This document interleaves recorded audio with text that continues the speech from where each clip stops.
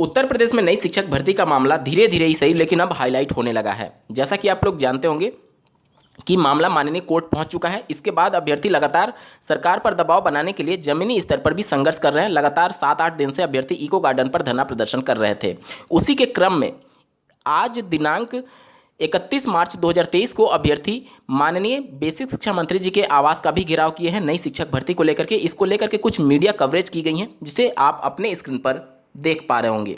नई शिक्षक भर्ती की मांगों को लेकर के मंत्री का घेराव, शिक्षा मंत्री श्री संदीप सिंह जी के आवास पर जमकर प्रदर्शन। 51,000 पदों पर नई भर्ती की मांग को लेकर के अभ्यर्थी प्रदर्शन कर रहे हैं। प्राथमिक शिक्षक भर्ती को लेकर के अभ्यर्थी कर रहे हैं प्रदर्शन। यहाँ पर आप देख सकते हैं उनके आवास पर अभ्यर्थी एक तरीके से धरना प्रदर्शन कर रहे हैं।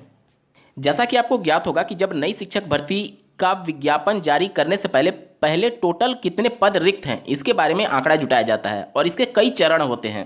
जैसे कि छात्र शिक्षक अनुपात उसमें एक महत्वपूर्ण रोल अदा करता है। इसके अलावा जो एलिजिबल हो जाते हैं प्राइमरी से अपर प्राइमरी में प्रमोशन पाने के लिए, उनको प्रमोट करने के बाद टोटल कितने पद बच रहे हैं उसके हिसाब से शिक्षक भर्ती आती है। अब एक नई नीति बनाई जा रही है जिसके हिसाब से प्रमोशन किया जाएगा। आपने कुछ समय पहले देखा होगा कि बेसिक एजुकेशन डिपार्टमेंट में सहायक अध्यापकों के पद पर जो चयनित अभ्यर्थी हैं वो अगर एलिजिबल हैं तो उनको अपर प्राइमरी में या फिर प्राइमरी में ही प्रिंसिपल के पोस्ट पर प्रमोट कर दिया जाता था, जिससे कुछ पद और ज़्यादा खाली हो जाते थे। अब यहाँ पर कुछ ऐसा नीति बनाया जा रहा है जिससे जो पद खाली हैं वो प्राइमरी के जो सहायक अध्यापक है वो प्राइमरी में जो प्रिंसिपल के पोस्ट खाली हैं उनको कम समय में ही भरा जा सके, ताकि जो लाखों की संख्या में सीटें खाली दिख रही हैं उनको कैसे भी करके भरा जाए। एक बार जल्दी से आर्टिकल पढ़ लेते हैं, तब जाकर के चीज़ें और ज़्यादा आपको स्पष्ट होंगी।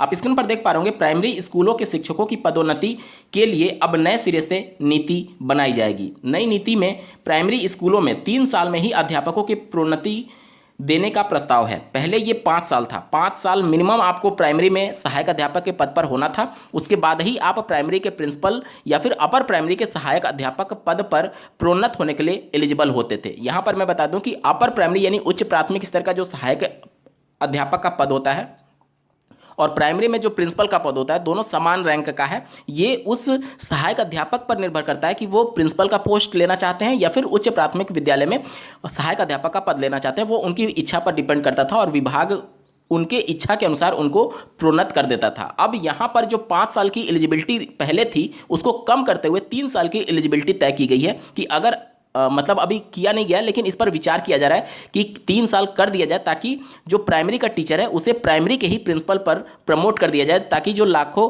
हजारों की संख्या में प्रिंसिपल के पोस्ट खाली दिख रहे हैं उसको कम से कम वहां के शिक्षक के द्वारा ही भर दिया जाए। यहां पर आप देख सकते हैं, साथ ही पदोन्नति के बाद उन्हें प्राइमरी में ही हेड मास्टर भी बनाया जाएगा। यानी कि पहले क्या होता था कि प्राइमरी से उनके पास 2 ऑप्शन होते थे, या तो अपर प्राइमरी में सहायक अध्यापक बन जाए या तो प्राइमरी का हेड मास्टर बन जाए। अब यहाँ पर ये कहा जा रहा है कि उनको प्राइमरी में हेड मास्टर बनाए जाने के लिए ये नियम को चेंजेस किए जाएंगे। अब तक सहायक अध्यापक से सहायक अध्यापक के पद पर प्रोन्नति पाने वाले को उच्च प्राइमरी स्कूलों में सहायक अध्यापक के पद पर भेजा जाता था। पदोन्नति भी 5 सालों के अंतरालों पर की जाती थी। प्रदेश में प्राइमरी स्कूलों में शिक्षकों के खाली पड़े 2.5 लाख से अधिक पदों को भरने के लिए सरकार नए फार्मूले पर विचार कर रही है।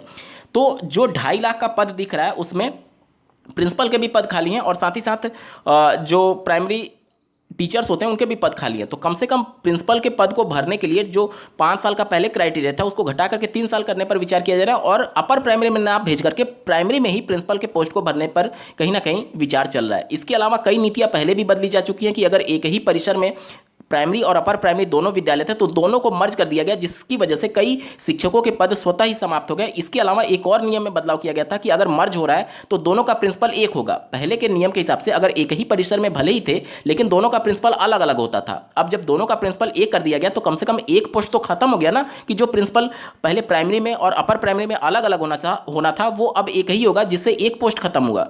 तो कुछ नीतियां ऐसी हैं जिसकी वजह से देखिए यहाँ पर लास्ट पैरा में साफ शब्दों में आप देख सकते हैं, प्रदेश के प्राइमरी स्कूलों में शिक्षकों के खाली पड़े 2.5 लाख से अधिक पदों को भरने के लिए सरकार नए फॉर्मूले पर विचार कर रही है। इसमें नई शिक्षक भर्ती का कहीं भी जिक्र नहीं किया गया है, सिर्फ प्रोन्नत यानी कि प्रमोट यानी कि प्रमोशन के आधार पर यह नीतियां बनाई जा रही हैं ताकि पद भर जाए।